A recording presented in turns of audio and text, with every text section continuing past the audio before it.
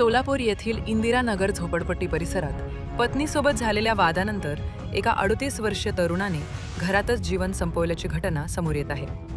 जाकीर अब्दुल रजाक पटेल असे मृत तरुणाचे नाव असून आत्महत्यापूर्वी त्यांनी पत्नीसाठी एक भावनिक व्हिडिओ तयार केला असल्याचे उघडकीस आले आहे.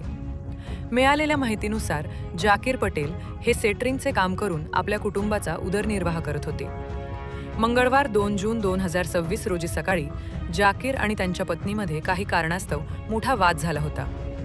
या वादातून आलेल्या नैराश्यातून त्यांनी सायंकाळी आनंदनगर भाग 1 मधील राहत्या घरात जीवन संपवले.